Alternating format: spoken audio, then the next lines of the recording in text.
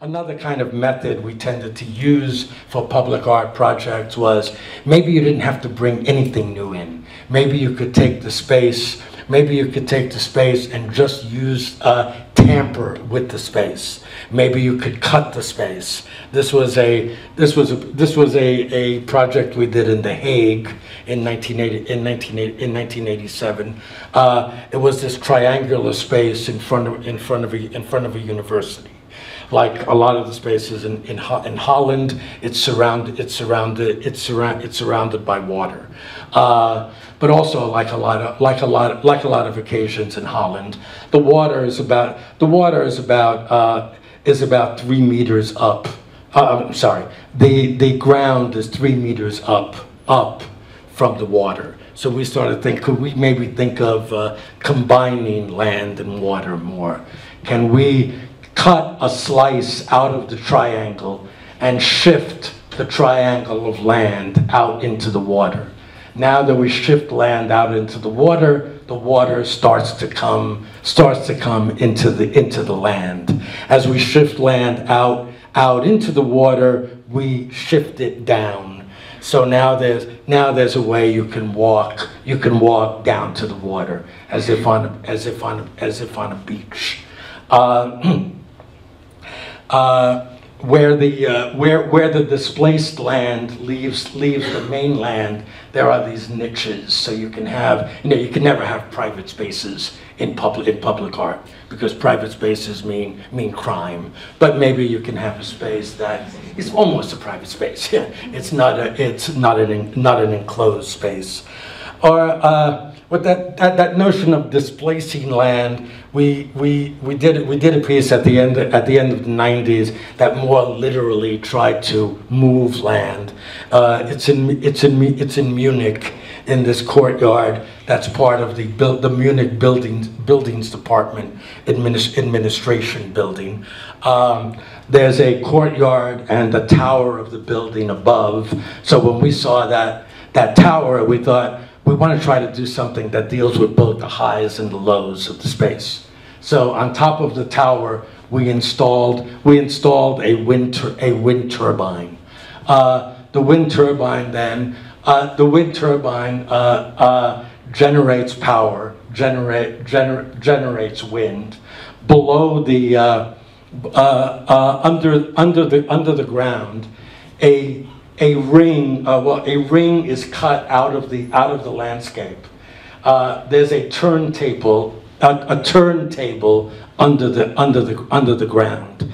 So moved by the electricity, and this turntable is constantly moved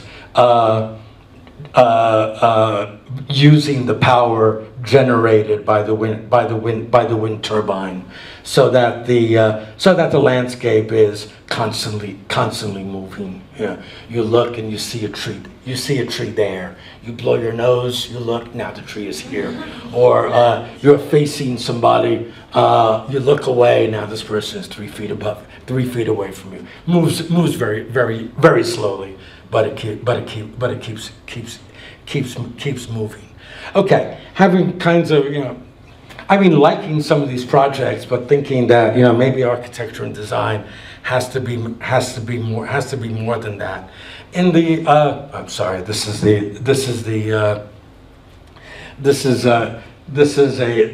a plan of the site of the Hague piece. It's misplaced.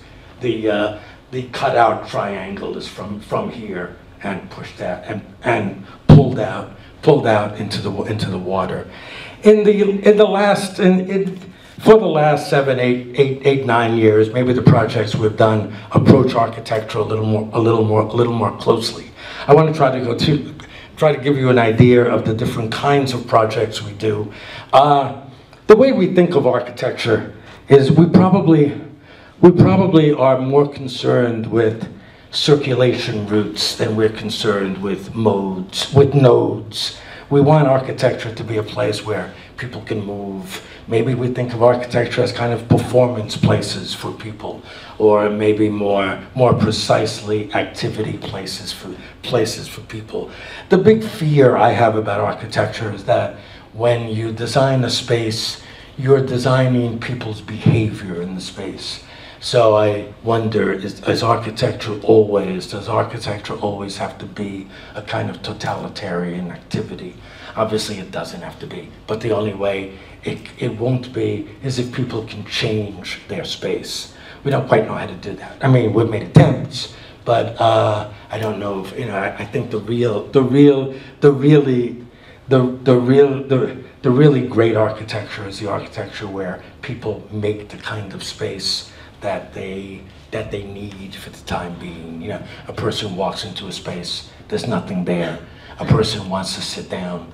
You lean against the wall. The wall now starts to become depressed, and you sit inside the wall. Now you don't want to sit anymore. You get up, the wall goes back to being a wall. That's the kind of architecture we would really want to do, but we don't quite know how to do that yet. In the meantime, we tend to try to go through a number of we have a lot of different kinds of operations in mind. Operations on a site, operations on a material, and I want to go through these. I want to go through these. Maybe skipping some, but giving an idea of how the same operation can deal with different kinds of projects.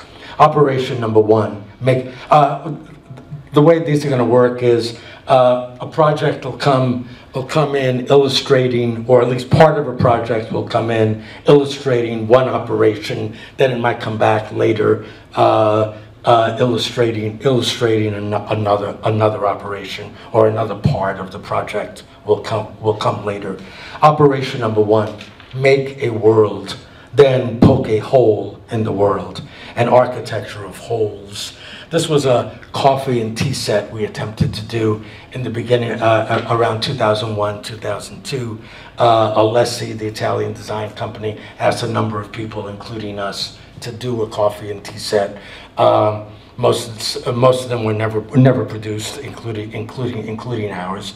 We started with Alessi had a program. They wanted 4 containers for coffee, tea, milk, and sugar, and a tray. We thought maybe something's misguided about that. If we did something good enough, maybe it would make its own tray. It didn't have to have a separate tray. And we also thought Alessi left out cups and saucers. So we started with a general sphere, then cut away parts of the sphere, so that all that's left are these 4 containers: coffee, tea, milk, and sugar, and these transparent connectors. This piece will come back later. Another example of an architecture of holes was a proposal we made in 2005 for a performing arts center in Seoul, in Korea. The performing arts center was going to be on an island. The island was a floodable island, so the program suggested that the actual building be on the high part of the island, and the rest, so that it wouldn't flood, the rest of the island could be occupied by landscape. We thought maybe that was misguided because the landscape would always be flooded. So we thought maybe instead of having a green landscape, can we think of a landscape as if on an alien planet? So we have this kind of landscape as if on Mars. There are holes, there are crevices and craters. These crevices and craters are places where people might have seats and tables. Since this museum is on an island, we thought maybe people might want to stay here for a while. So some of the craters are filled with these translucent capsules. They're hotel rooms, so people could rent hotel rooms on this island. This project comes back later. Like a lot of people, we made a kind of alternative proposal for a new World Trade Center in 2002. An architecture gallery in New York asked a number of architects to can we propose a World Trade Center? We proposed a new World Trade Center full of holes. Our starting point was that if a building nowadays is going to be exploded anyway, maybe a building nowadays should come already exploded, pre-exploded. So we took the original site of the World Trade Center, extruded it to a height of 110 stories high, so we got more of a mass, more of a volume than the original World Trade Center ever was, more private space than, more kind of private office space than any building could possibly need. So then we would shoot cones through it. Shooting cones through it riddles the building with holes. Now that the building is riddled with holes, it acts as a kind of urban camouflage. A terrorist flying by above might look down and say, oh, we don't have to bother about this building, it's already been dealt with. This project comes back again. Operation number 2, overlay, screen, camouflage, second skin. This was the site of a clothing store that we did in 2003 for a group of young designers named United Bamboo. This was the building they had been given for their first clothing store. They were a little bit worried. This is it's in Japan. It's in Tokyo. They were worried because this is a modular system that's conventionally used in Tokyo for houses. So they thought this is never going to look like a store. It's always going to look like a residence. So we thought our first move had to be very simply to cover what was already there. So we covered this modular system house with this steel mesh. In between the steel mesh, the facade can go in, kind of receiving you as a door, or the facades can bulge out. The clothing store itself is on the ground floor, offices on the upper floor. The bulging facade on the upper floor holds a projection screen, and the way it works is when you're inside the store, if you're trying on United Bamboo clothes, if you like the way you look, you can press a button on the mirror. Now you become photographed and you become the model for the United Bamboo clothes. This comes back later. This was a project, well, like a lot of our projects, was almost built, but it's a project in Milan. We had been asked to do a facade for a building that already had a facade. So we thought we're in this kind of strange position. Why are we doing a building that already has a facade? So we thought maybe the only way we could think of it is, could we think of it as some kind of drapery that would be draped over the skin of the building. So it's metal mesh. This project comes back later. Operation number 3, bubble, wave, bulge, ooze, and architecture of flow. Back to the United Bamboo project. What we tried to do was to make a clothing store as soft as clothing, as soft as skin. So the only material we used was PVC. So it's almost a fabric. There's PVC. It's soft. There's PVC on the ceiling. We pull it down to make a wall. We pull it out to make a counter. Shelves are formed by a pushing and pulling system. Because it's PVC fabric is the material that's usually used for rear screen projection. So it's translucent. So instead of having to light the shelves from outside, from the ceiling outside, lights are inside, making these kinds of volumes of light.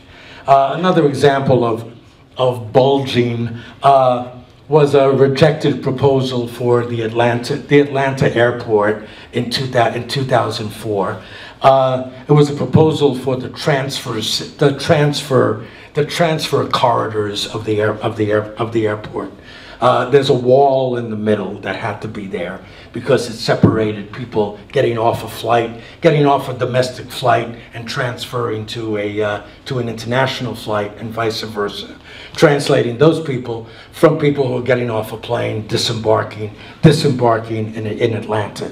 So we knew the wall had to be there, but we thought maybe the wall doesn't have to be a straight wall. What if we waved the wall? If we waved the wall, now this person sitting here is sitting next to a person sitting from the other side.